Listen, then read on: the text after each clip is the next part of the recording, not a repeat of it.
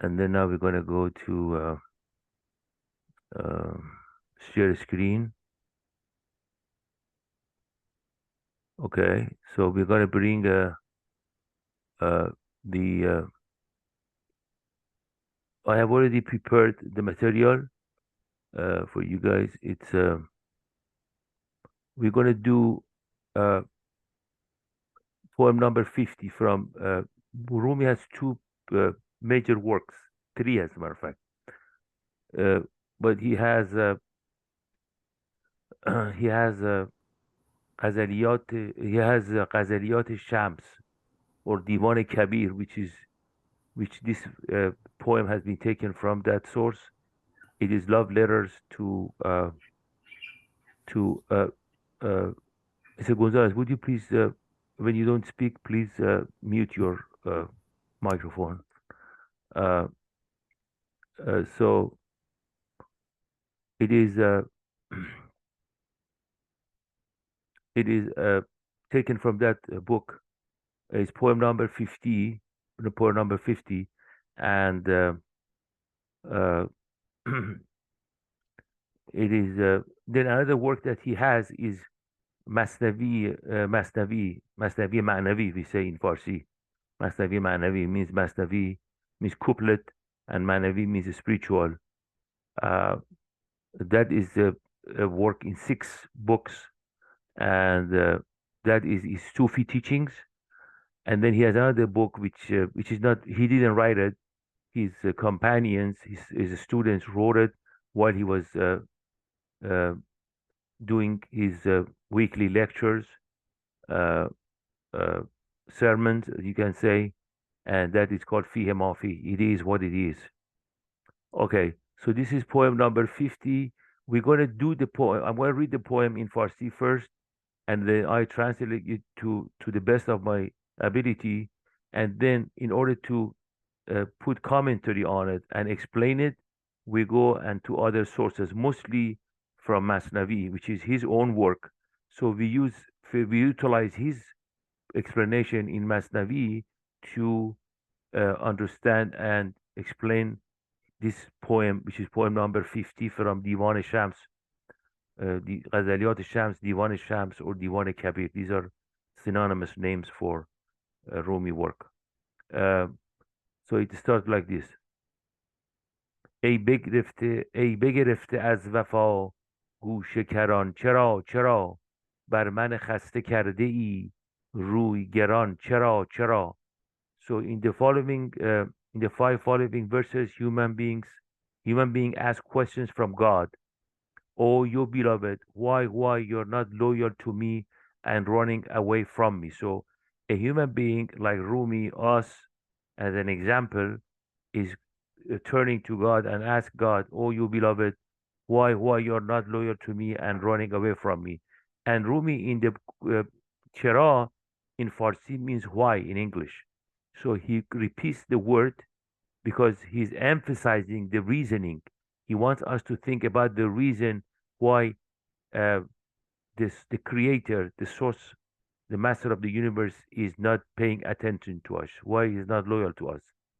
See, because it seems that the way Lumias looks at it, we are supposed to have a very close relationship with the creator.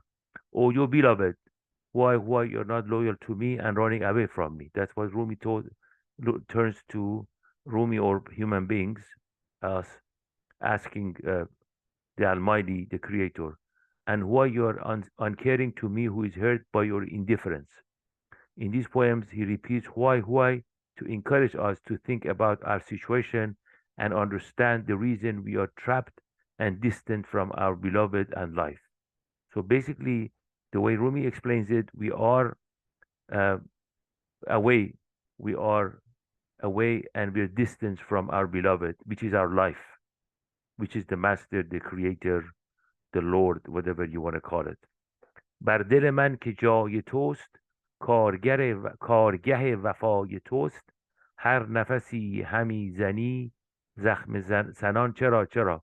By the way, if you don't understand, please stop me and ask question. uh, I'm doing this for you guys so you can understand this, because I'm trying to spread Rumi message in English. There is a lot of resources in Persian, Farsi language, but there's not much in English.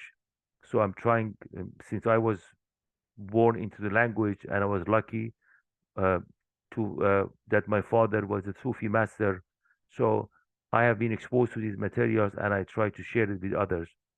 So please, if you don't understand something, stop me and ask. So here this is verse number 2. بر دل من که جای توست کارگه وفای توست هر نفسی همی زنی زخم سنان چرا again چرا means why you're at the you're why you are at every moment hurting my heart, which is your place and location and is always loyal.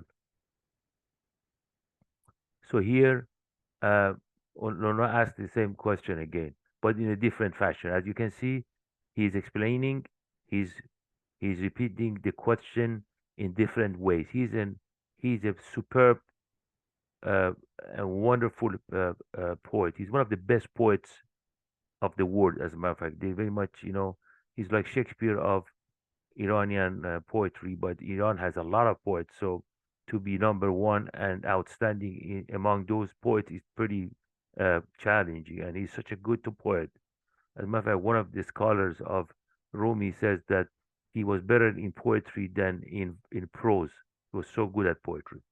So here it says, why you're at every moment hurting my heart, which is your place and location, and he is always loyal to you. So he asked God, he says, oh God, I am always loyal to you, but why you're hurting me? But by hurting mean that you're not paying attention to me. You're not connecting to me. Not that God, is hurting people. That's not what he means. Rumi says that you are away from me. You're not uh, loyal to me. You're not looking at me. You're not paying attention to me. So I'm hurt. That's what he says. Then this is verse number 3 from poem number 50.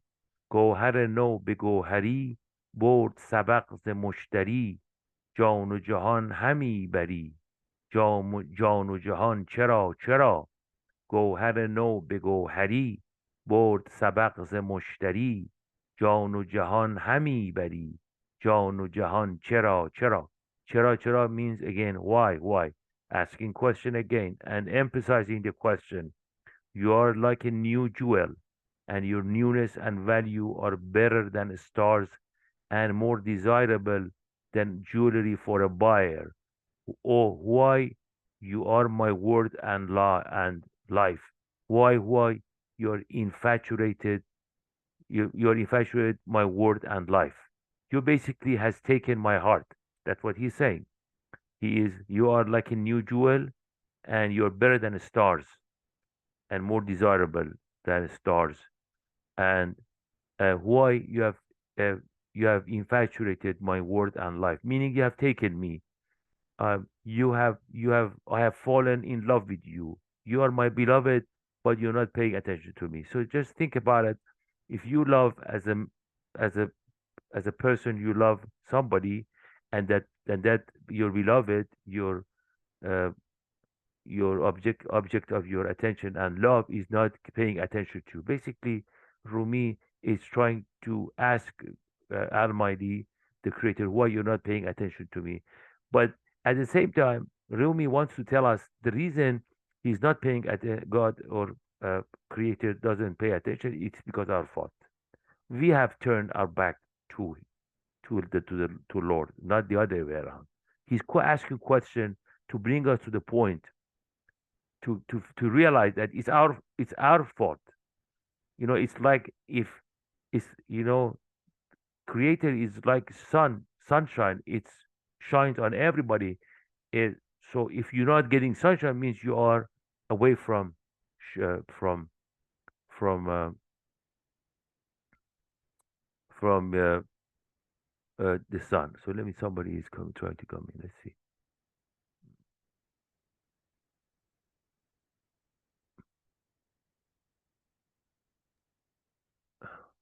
I have a thought Yes, go ahead. about that. You go About ahead. that. Go ahead. It speaks to me like it's like like you were saying, like like sunlight touches everyone. but not everyone pays attention to that sunlight or how it feels, or they don't.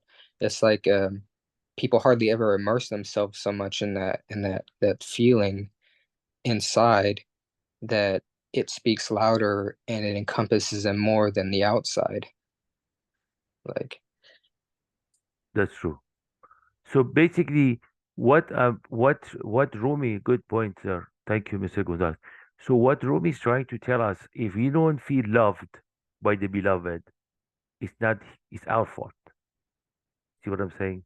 We don't pay attention. If you don't feel that the sun is shining upon you because you are turning your back to sun, because sun by definition and by nature is shining on everybody. God's love, the Creator's love is everywhere. And the reason we don't feel it, because we are turning our back to to God's love. That's what Rumi is telling here to us. So yeah, and you see that. Just be patient, please. Uh, uh, yeah. چشمه خضر و کوثری زاب حیات خوشتری ز آتش هجر تو منم خشک دهان چرا again چرا why he says you are the fountain and a spring of eternity and infinity. So here Rumi admits and tells us from our tongue, from our tongue, from our part as a human. Here Rumi is representative of all the humanity in the world.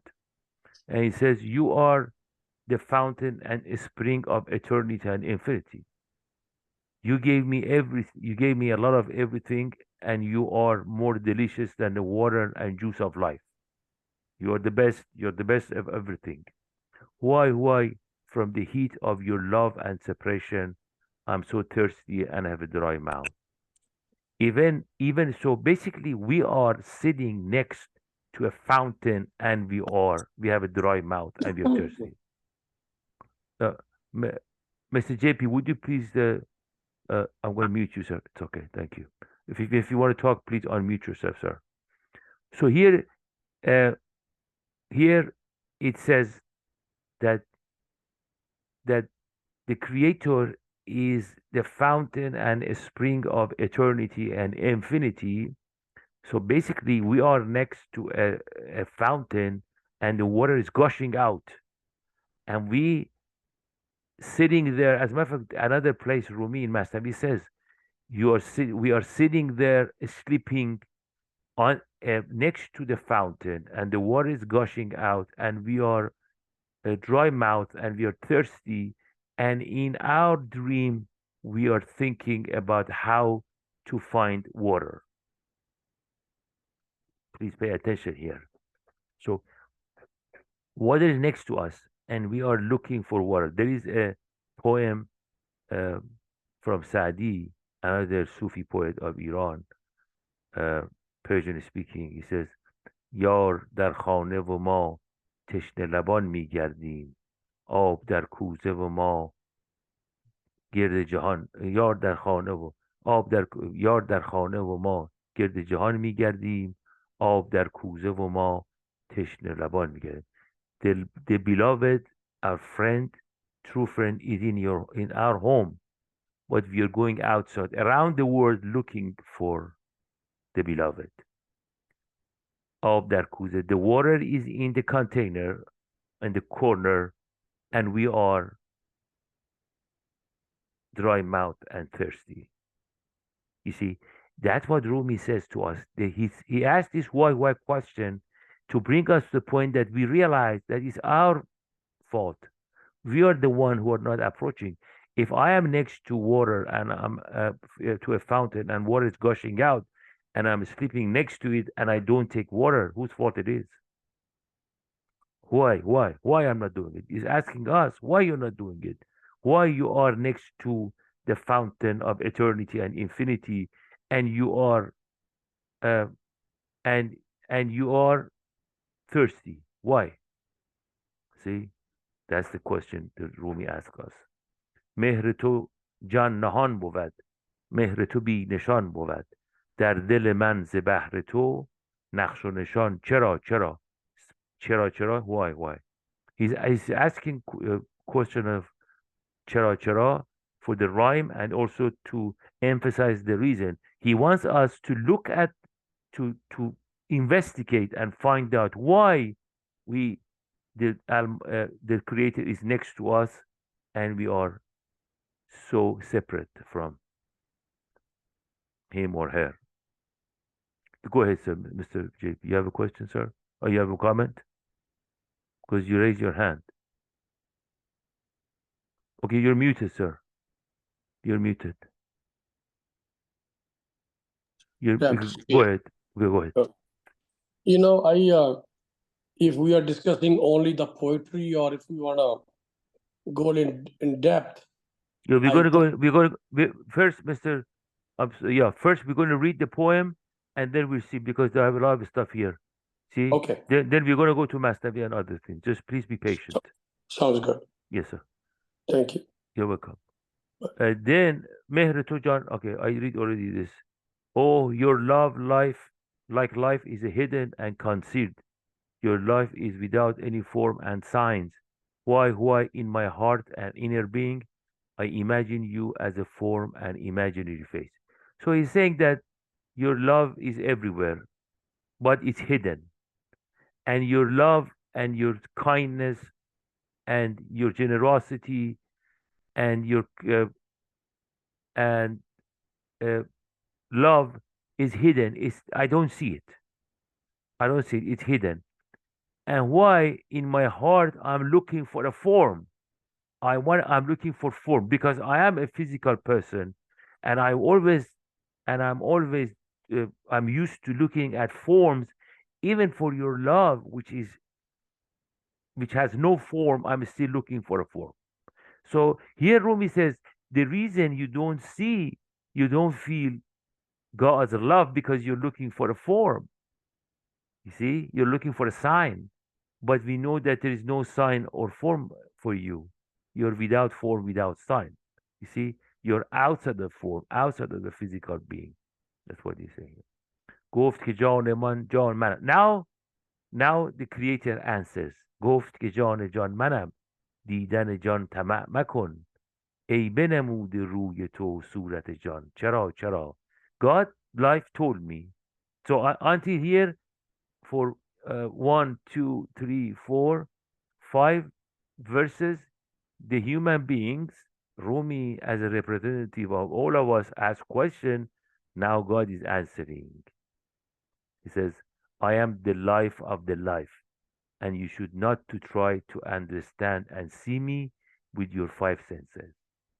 See, here Rumi is telling us the reason we are failing to sense Almighty, the Creator, and make connection with him or her. And I use him or her because in Farsi, the pronoun has no gender. So you don't think that God is a man. It does have no gender. It's outside of the physical form. So he says, I am the life of the life, and you should try to understand and see me with your 5 senses. That's what you don't see me because you're trying to do it with your 5 senses. Because you see other things with your senses, you smell, you touch, you see, you hear things, and so you think I'm like this worldly stuff. I'm not. Then the human being answers God and asks him, "Oh, you have shown your essence in everybody and everything. Why I cannot see you naked from your sign in everybody and everything?" Okay, so the first verse, the God is answering, and then second verse, I'm sorry, second one, uh, second half of the verse, then human Rumi as a representative ask back. ای تو به نور مستقل وی تو ز اختران خجل بس دو دلی میان دل زبر گمان چرا ای تو به نور مستقل وی تو ز اختران خجل بس دو دلی میان دل زبر گمان چرا again why oh, you are alive to my light, and stars are ashamed of their light when they realize how shining is your light. Why? due to your delusion, you become doubtful. So here again, um, we ask the same question, but in a different format. Okay. Now, so this is the poem. Now, it's a small poem. Usually, poems have more verses. It's a small poem, and it's very simple to me. But let me tell you, Mr. JP was telling at the beginning, he, eh, his experience with Rumi. It's not easy to understand. You have to stay with him for a while. You have to stay with Rumi for a while to understand me. His language is very specific to his understanding, to his philosophy. We cannot say philosophy, to his teaching, really, because he's not a philosopher. He's a Sufi man. He's a spiritual master. So don't expect by reading one poem you get it. It's not like that. Okay, that's why now we're going to go to the commentary and make sense out of it. Okay, the best we can do. Okay, in this poem, Rumi forces us to ask questions and find out why we are separated from the Creator. He hopes by asking these questions, he will succeed in making us understand that the reason of separation is us and not the Lord. That's the main point here. Please take this from this beautiful poem. We are the one that are not relating to the beloved. We are staying away. We are turning our back. And I'm not trying to put the fault on anybody or blame anybody. It's not that. So Rumi doesn't do that either. Rumi says blaming is a, a, a very unproductive thing. But just to understand the situation we are in, so we can change, because we have to change. If you cannot, if I am turning my back to the to the sun, and I'm complaining and say, oh, why there is no sun, so I have to turn around. That's all. So here Rumi says, turn around, turn around. Now, as Mr. JB is interested, so we're going to go to the meat of the poem, and we're going to bring mostly from Rumi Masnavi, because in Ghazaliyat Shams, Rumi makes poetry expressing his love for God. That's what he does. Then, but in Masnavi, he explains it. It's like it's a teaching source. He teaches us how the journey is going to be done, how we can go from our situation to the salvation, how we can save our our soul, as we say in Christianity, save our soul. That's what he is trying to do. He shows us. Here you go. This is verse number 550 from book 5 of Masnavi. I tell you, there's 6 books. چون زنده مرده بیرون می کند نفس زنده سوی مرگی می تند. Now the reason I read the Persian Farsi poem, because I want you to understand, to hear the music of the word, and also it helps me to explain it better. And lastly, it is sacred. The words that Rumi uses it in his poetry is sacred words. So it's good to hear it. And here is the explanation. Here is the translation. And since he brings out the dead from the living egoic mind moves toward a state of death. Every moment, just please pay attention. This is very important. Every moment, Almighty, the Creator, wants to bring the dead out of the living. Now, since our ego, the self, is dead, right? And Creator wants to separate the dead from the life, right? So your soul, our souls, is alive. The ego is dead. So every moment the universe wants to separate it. That's why the ego moves toward the state of death. This is important. Now, what Rumi is telling us here, and other Sufi masters, they're telling us that the ego, the self, is a destroyer, and it is in the business of destroying itself and everything around it. There is a poem, Saadi, another Sufi poet. He says, تو با دشمن نفس همخانه ای چه در بند پیکار بیگانه. You are roommate of your ego, which is your enemy. Why you're trying to go and fight with the outside enemy? You have the biggest enemy within you, and you go and fight with others, with outside enemies. So here, as Sadi says, Rumi says here that the ego is our worst enemy. Ego wants to destroy us and everything around it because it's death. It's an agent of death. Ego is agent of death. That's not me. That's Rumi. Sadi, that's another. So these are the greatest human being that the world has created. And we better listen to them. They know what they're talking about. God, who is alive, will always remove the dead, which is the ego.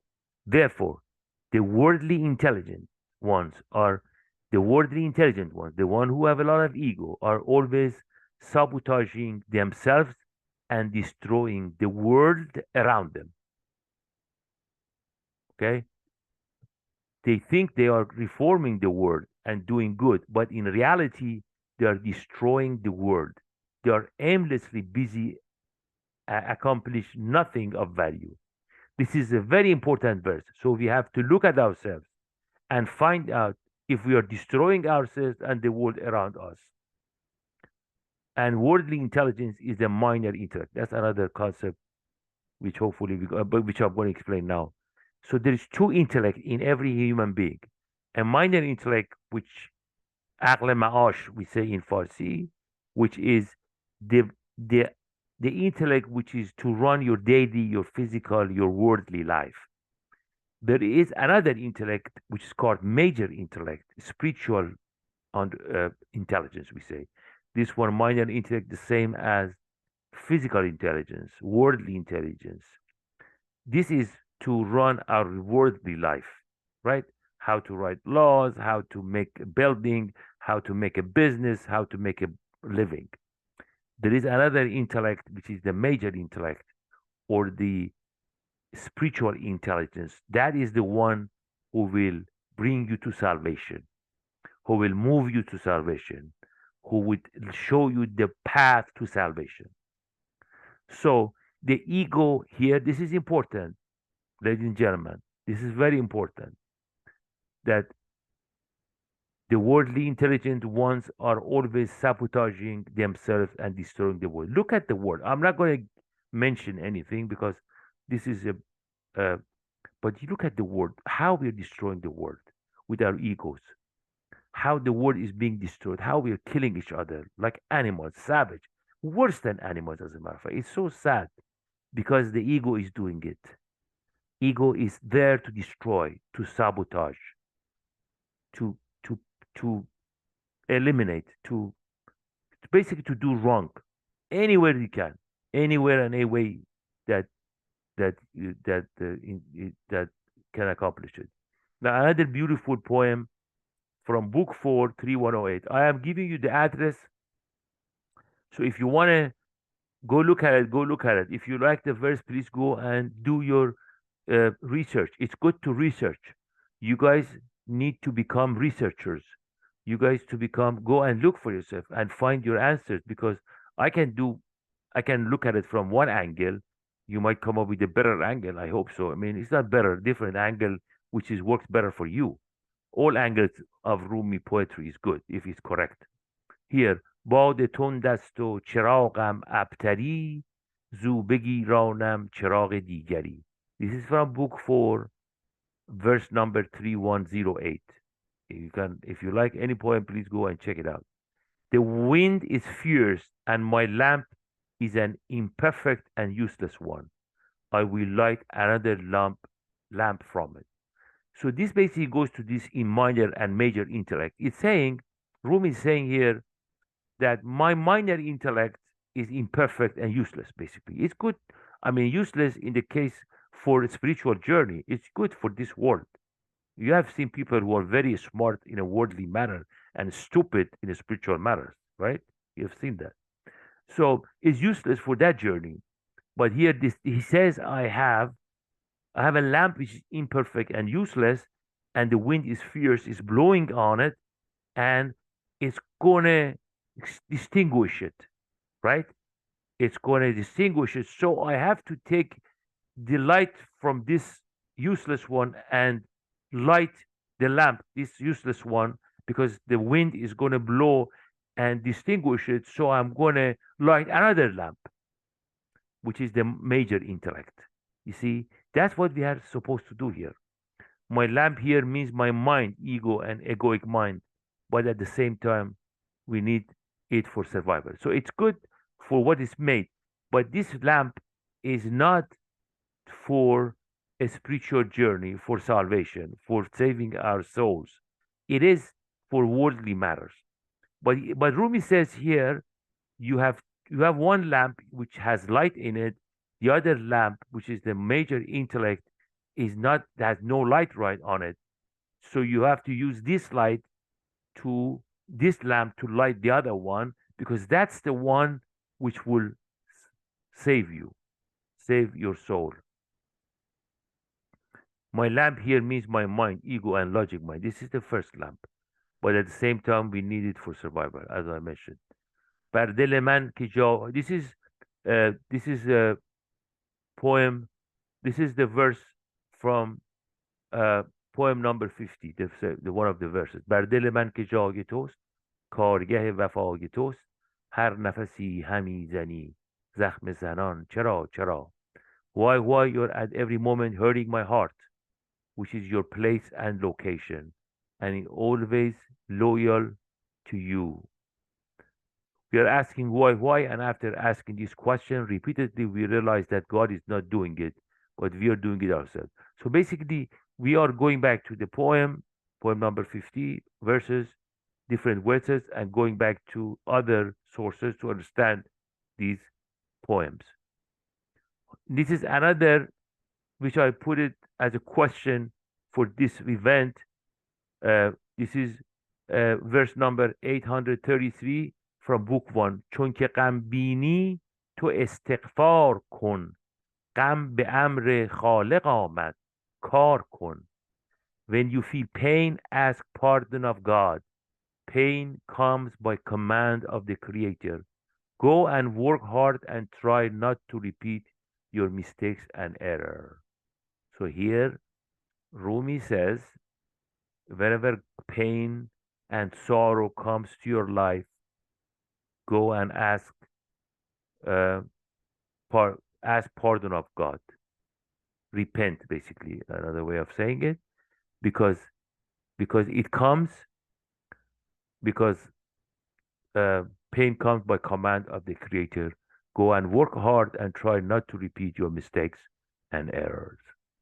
So anyway, they're telling us, whenever you see sorrow, do not say, oh, pain, oh, this person caused pain for me, this individual, my parents, my siblings, my cousin, my co-workers, my wife, my husband, my children.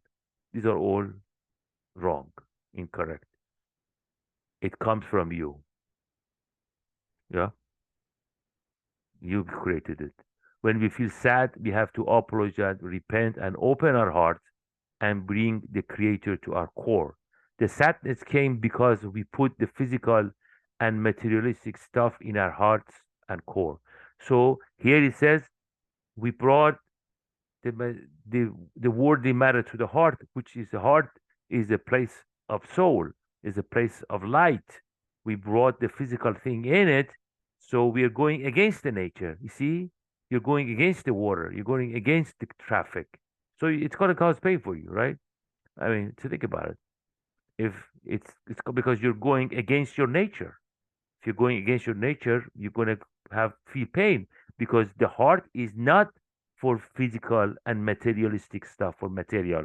It's for spiritual matters. گفت گفت مفتی ضرورت هم تویی، بی ضرورت گر خوری مجرم شوی. This is verse number 530 from book 6 of Masnavi Ma'navi. He replied, you are the judge of your necessity. If you eat without necessity, you will sin. So uh, if these poems are being selected, handpicked from uh, Rumi, from Masnavi, and this is done, by the way. I copy from a very great Sufi teacher here in Los Angeles, uh, and he gave me the permission to use his material. So here Rumi says, in every moment we act like the workshop of God. Whatever you plan to do, it is enhancing my spiritual life, or does it only create and add to my attachment? So you're the judge of your necessities. So so Rumi is telling us here in this poem that anything you take from this world has to be necessary for you. If you do it without necessity, you'll pay for it. You will sin, means you pay for it. Means you will pay for it. You will feel pain. You will feel sorrow. You will feel sadness, because it wasn't necessary for you.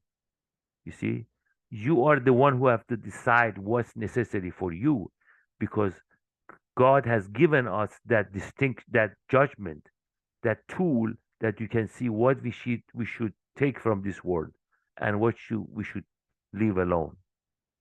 Because if you take more than you need, you're going to suffer and you're going to feel sorrow. Now, this is another poem, another verse from the poem. ای تو به نور مستقل، وی تو ز اختران خجل، بست و دلی میان دل، زبر گمان چرا چرا. As a matter of fact, this is the last verse of the poem number 50. Oh, you're alive to my light and stars. You're alive to my light, and the stars are ashamed of their light when they realize how shining is your light.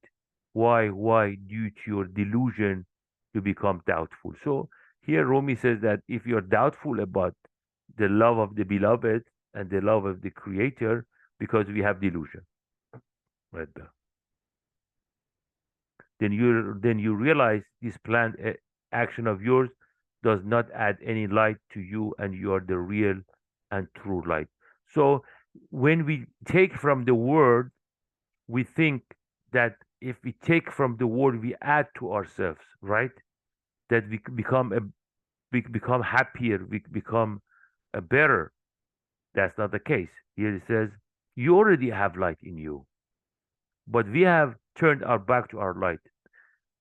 People who are in midlife crisis, that's their situation. You have seen people. I met a gentleman. We went to a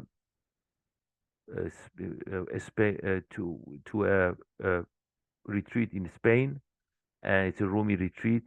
And we met a gentleman. He is from England. He's Pakistani, English, British, and he has everything. He's a doctor. He's a heart surgeon. He has a wife, which is doctor, 3 children, and he's feeling empty. He was telling me, Akbar John. He calls me Akbar John. Dear Akbar. John in Farsi means life. This is beautiful, by the way. When I say Akbar, when I say Ari, say Ari John, means I see you, Ari, as life. John. Farsi has a beautiful, Persian has beautiful words in it. Very spiritual language. So he said, I want to change my direction. I want to do this. I want to do that. And I told him, please read Rumi. I always tell him, read Rumi. He's going to help you. He's going to, shine your life. He's going to lighten your life. He's going to make you happy. But that's what I really believe. That's why I do this. See, so we have a plan of action. We do this. For this gentleman, on the paper, his life is perfect, but he's not happy. See, midlife crisis. A lot of people go through midlife crisis, as you know. They get married, they have kids, They buy a house. They have, at first they go to school. They get their degrees. They have a career, wife or husband, kids, house, blah blah blah. Then they come at age 40, around 40, and say, "What I was doing? I have everything on paper. I should be happy. Why I'm not happy? Because we're not here for that." That's what Rumi says. Take whatever you necessity from the world, but the extra stuff is not going to help you. It's not going to make you happy. You have to have light in your heart. That's what you have to do, all of us. بی مرادی شد قلاووز بهشت، خفت الجنه شنو ای خوش سرشت. This is verse number 4467 from book 3. Failure is the guide to paradise. Listen how Rumi looks at failure. It's amazing. Hear this, oh, you the good-natured individual. Paradise is surrounded and encircled with pain. So don't be scared of pain, please. Pain is giving you direction. Pain is telling you something. Pain has a message for us. You're on a wrong track. Change your direction. That's why failure is a guide to paradise, meaning that you're going to the hell. Change direction, come to paradise. The pain it's like in medicine, pain is an indication, isn't it? If you have a stomach ache, means something wrong with your stomach. If you have headache, means something be wrong with your headache. So you have to go and take care of it. So here, Rumi says, don't be afraid of pain and failure, because these are guiding you. حکم حق گسترد بهر ما بساط که بگویید از طریق انبساط. That's book 1, verse 2670. God's law has rolled the carpet of mercy and grace out for us. Speak out in an open-hearted way. See? God has rolled the carpet of mercy and grace out for us. So the grace and mercy is out there. It's out there. We have to be open-hearted. That's what it says. In order to get the grace, in order to feel the grace, in order to feel the mercy, be open-hearted. Speak in an open-hearted way, meaning be an open-hearted person. Life or God is telling us, you connect with me in an open-hearted way, not from closure, not from distraction, not from reaction. So every event must open your heart. This is the meaning of opening a space around the event. So in order to be, for our job is to open a space around every event that happens to our life. Every event is a message. We open our heart to get the message. Closure means operating from the ego and the repeated method of the egoic mind. Every moment we must expand. When we feel contracted and experience pain, we must remind ourselves that we are doing wrong and that we need to correct our actions. It is God's law that we need to expand every moment and not to get contracted. So every second we should open the space and try to get connected. Therefore, since we know that if we bring a thing from the material world to our core, we will contract. So we need to decide and realize that we cannot receive joy from outside things. We have to always expand our hearts. In reality, then when we expand, you confess that the things that our mind shows us are not important and that expansion is my goal. Then miraculously, you will find out that your problems are solved and the world and everything looks beautiful. So in order to save our soul and to get to salvation, we have to open our heart around events. If we close it, we're going to be in trouble. Pain, sadness, sorrow will attack us. We have to open a space and let let the wisdom of our spirit solve our problems, and solve the challenges that we are dealing with. Now we are going back again to the poem. ای بگرفته از وفا. This is verse number 1. ای بگرفته از وفا گوش کران، چرا چرا بر من خسته کرده ای روی گران، چرا چرا. Oh, you beloved, why you're not loyal to me and running away from me, and why you're uncaring to me who is hurt by your indifference. That's poem number 50. The minor intelligence and intellect that we all possess are defective and unhelpful. There is a lamp that exists to light another lamp, which is called presence, and we need to use this minor lamp to light the major lamp, which I discussed before. Minor lamp, which is a minor intellect, and major lamp is a major intellect. Minor lamp is a physical intelligence, and major lamp is the spiritual intelligence. In other words, we need to spend our time in this world to gain the light of God in our hearts so we can see the Creator with our heart's eyes before our death. We have accomplished our goal. If we can do that, we have accomplished our goal. If we can see the Creator with our heart's eyes. This is from Rumi, by the way. I'm not adding nothing from me. I'm not qualified to say anything.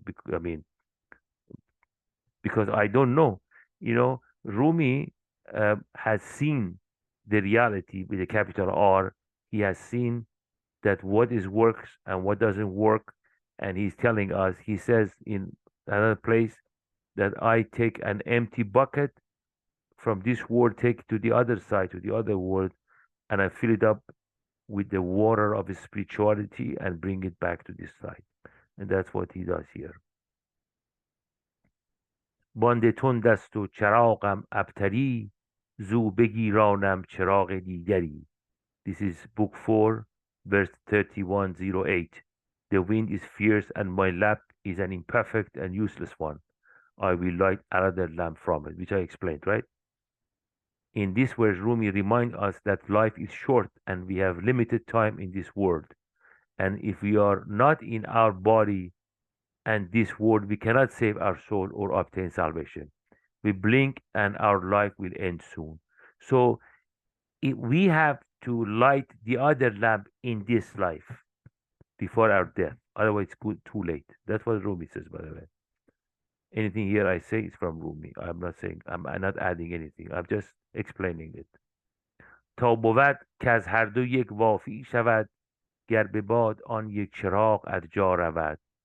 Book 4, verse number 3109. So that maybe one complete lamp will arise from them both if that one lamp be put out by the wind. So basically he says this lamp of the minor intellect, the worldly manner, will die sooner or later. So make sure that the time that you have in this world, you light the other lamp, which is the lamp of spiritual intelligence. Light it so you can save yourself, basically. In this way, Rumi turns our attention to the fact that the purpose of this physical and body intelligence lamp is to light the lamp of presence and major intellect. See, here you go. This is a good explanation, right? I'm going to repeat it. In this verse, Rumi turns our attention to the fact that the purpose of the physical and body intelligence is to light the lamp of presence and major intellect. Now, همچو عارف so this is verse 3110 from book 4. همچو عارف کز تن ناقص چراغ، شمع دل افروخت از بهر فراق. Like the knowledge seeker of the Creator who, for the sake of gaining freedom from care, has lit the candle of the heart spirit from this defective lamp of the body. This is very good poem, very good verse, really beautiful. So here you see, so the Arif, which is the Sufi, which is the seeker of the truth, which it tells us, like the knowledge of seeker of the Creator, who for the sake of gaining freedom from care has lit the candle of the heart spirit from this defective lamp of the body. The lamp of the body is defective because it will die. After end of the life will be die. So Rumi says, take this opportunity that God has given you, and light the other light from this defective lamp. We have limited time in our lifetime. Most of us live around 70 to 80 years old, and life will end fast. The body becomes old and useless, and we become worthless. You blink and you realize that your life is over. Our minor intellect is like a kerosene lamp, and our major intellect or intelligence is presence, which will obtain with the expansion of our heart. Right now, we don't have access to it because we have not practiced expansion of heart and have not read enough Rumi poems. So I think we should stop here. It's already 7:59. If you have any suggestion, any comment, please make it. Yes, sir. I'd like to start. I got limited time. First of all, thank you. You narrated very beautifully, unbelievably. Thank you. So It's thank not you for all. it's not my narration, sir. It's the narration of Rumi. I'm just explaining it. You know, JP. Yeah. I thank you for your comment, by the way. Yeah. To me, Rumi was a realized soul like Jesus, Krishna, or Muhammad. Yes. He was not a writer. He did not write this to any gain. He just wanted to enlighten the universe, the people, like he was enlightened. Yes. He came for a purpose. Yes. And I read him 2-3 years ago. It didn't resonate much. When I began the internal journey, he started resonating so beautifully. I can't even tell you. But nobody can understand these to the core unless you become serious about internal journey, the core, what he's telling you. Otherwise, people can read this thousands of times, it will never resonate. You got to be serious with your actions. And he says, and to become his disciple or listen, you only need to read 2-3 poems, you are done. But you got to work on them. You don't need to read many books of him, just read 2-3 verses, because he tells everything very simply in 2-3 lines. He will tell you the magic. Open your heart. But we live in this world all about materialistic things. And I'm one of those guys who saw millions of dollars, beautiful wife, kids. And I felt very empty after 60 years of life in the US. And I had to go through a lot of cleaning up of the heart. The ego, the anger, the resentment. It was not easy. Therapist, plant-based medicine. It took me 3 years to know that I had a fountain in my heart. What Rumi said. So it's a lot of work. Rumi is not a poet. He was a realized soul like Krishna, Muhammad, and hats off to anybody who can use him. And we talk about ego. First of all, we destroy ourselves with ego. Our family, our employees, our neighbors. Forget these leaders in the world who are cuckoo. You start with yourself. Start watching yourself. You got a lot of ego. All of us do. So to me, he is the master, one of the best. And I'm so humble. Thank you. I read him 3-4 years ago. I could not resonate. Now I read one verse. I'm in tears because I can feel what he's saying. So thank you for having us. You're welcome. Thank you And for being here.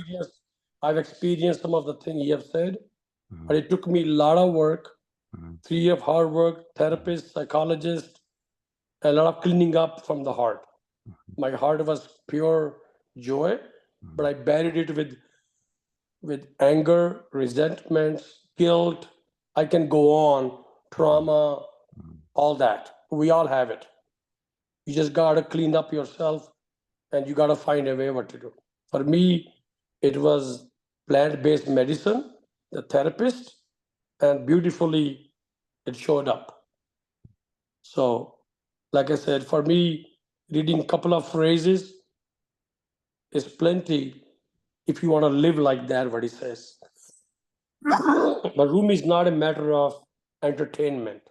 So you read and okay, this is where you yell, you smile, you clap. No. Rumi is so serious about this work. He's awakening us up, all of us. Now we got to light our lamp, the real lamp, not the fake lamp that we light when the age of 18, 19, and we keep it on till we leave the body. So thank you for having me. I appreciate it very much.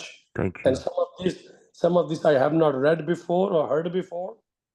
So even the purpose is the same, but beautifully written. And you narrated, whoever narrated, very well. Thank you. Thank you. Thank you. You're welcome, sir. Thank you. Anything, Nihal? Nihal, you wanna make comments, my friend? All right, that's okay. All right. So thank you guys for coming, and with your permission, I'm gonna end the session. God bless you guys. Take care. Thank you. Bye bye. Thank you very much. Yes, sir. Bye bye.